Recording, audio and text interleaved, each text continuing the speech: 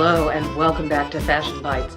I'm Ellen Byerrum, author of The Screwball Noir, Crime of Fashion Mysteries, featuring Lacey Smithsonian, a fashion reporter in Washington, D.C., the city that fashion forgot.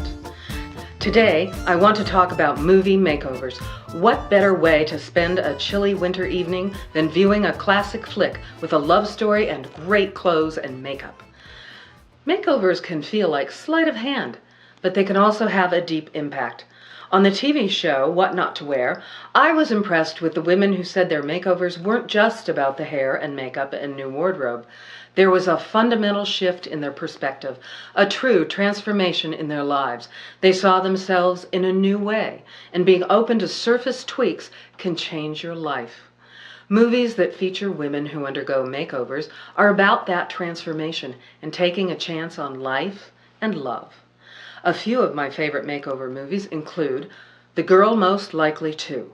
This was a movie of the week in 1973 and based on a story by Joan Rivers, who also shared the teleplay credits with Agnes Gallen. Don't confuse it with the Kristen Wiig movie of the same name. Starring Stockard Channing, this movie vividly depicts the pain of being considered ugly and suffering through truly cruel interactions with people. Because this is a movie, our heroine is in a car accident, undergoes complete plastic surgery, and loses weight. Of course she's now beautiful, but she decides it's time for revenge, so get out of the way. I find it fascinating that Joan Rivers created this story and became a plastic surgery addict herself. This flick, if you want to see it, is available on DVD.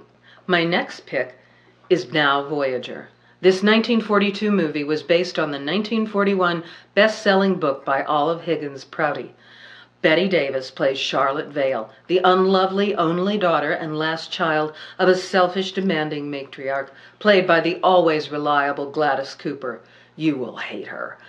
Charlotte is overweight, wears glasses, and has eyebrows resembling caterpillars.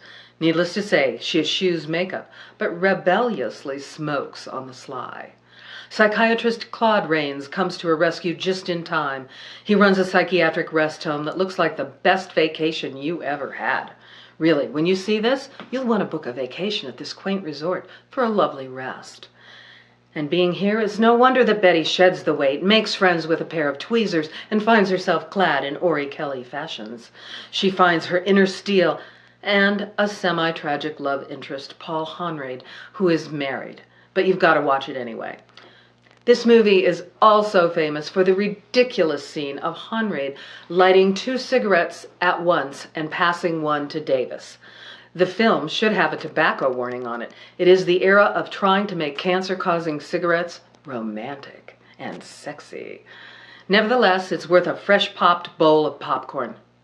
Another great makeover movie is Moonstruck by the playwright John Patrick Shanley.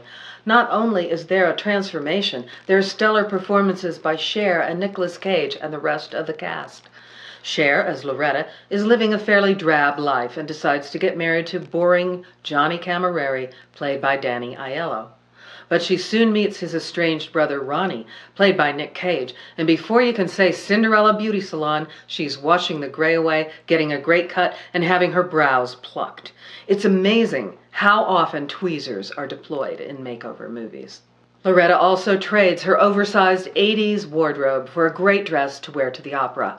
The moral of the movie could be, don't settle for anything less than love and a great look. My last movie pick today is Miss Pettigrew Lives for a Day, based on the 1938 novel by Winifred Watson. It was filmed in 2008. We see Frances McDormand as Guinevere Pettigrew, a sad sack of a woman with frizzy hair and desperation written all over her.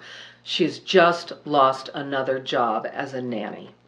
Pettigrew fakes her way into a job with nightclub entertainer Delicia LaFosse, played by Amy Adams, who has a surplus of boyfriends and a complicated life. Further complications ensue. It's a frothy mix, and Guinevere blossoms. A makeover courtesy of her new boss, Delicia, tames Guinevere's hair, introduces her to makeup and wonderful 30s clothes, and a romantic interest, Joe, played by Kieran Hines. This movie also portrays a woman of a certain age who is resourceful, intelligent, and worthy of love and admiration. Go for that and for the incredible 30s fashions. I give it 2 thumbs up. All of these movies picture possibilities and transformation. They're definitely good for a girls' night in. That's all I have for now. If you want to know more about me or my books, check out my website at ellenbyerrum.com. If you like this video, please hit the like button and consider subscribing to this channel. That way you won't miss anything. And feel free to share. This isn't a secret society. Bye.